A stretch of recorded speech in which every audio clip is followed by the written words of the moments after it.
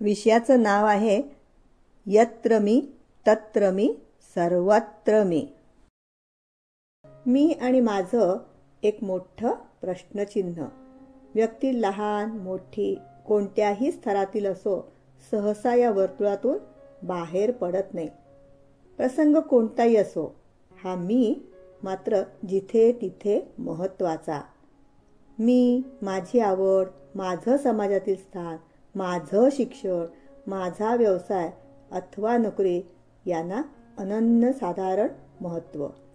कधीकधी तर माणसातला हा मी इतकी दादागिरी दाखवतो की त्यामुळे आई वडील, भाऊ बहीण, नवरा बायको, नातेवाईक यांच्यात कायमचा दुरावा निर्माण होतो.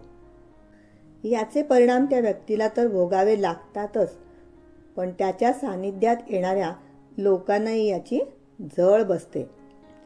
कधीकधी रागाचे रूपांतर द्वेषात होऊन खून, बलात्कार, मारामाऱ्या होत टोकाचे निर्णय घेतले जातात. विचारशक्ती पूर्णपणे लोप पावते.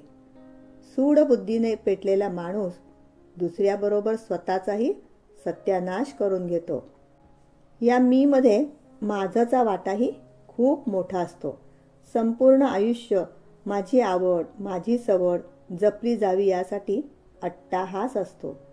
या मीला माघार घेण्याची सवय नसते आणि तो त्या दृष्टीने कधी प्रयत्नही करत नाही आणि त्याची इच्छाही तशी नसते.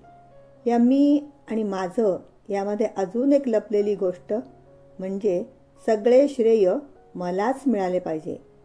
काही चांगले झाले तर माझ्यामुळे आणि काही वाईट झाले तर ते समोरच्यामुळे.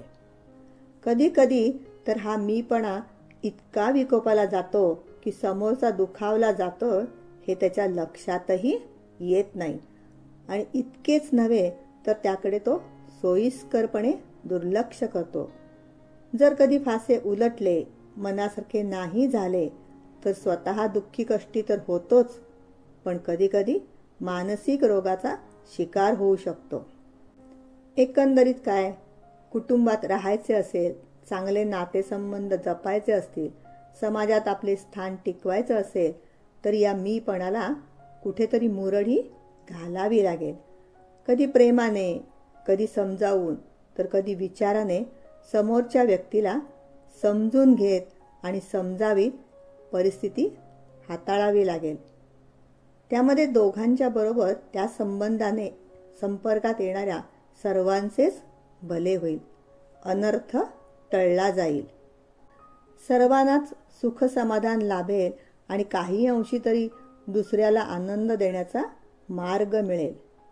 चला तर मग या मी आणि माझला थोडं बाजूला करत एकमेकांच्या सहकार्याने यशाची शिडी चढूया आणि सर्वांचा आनंद द्विगुणित करूया.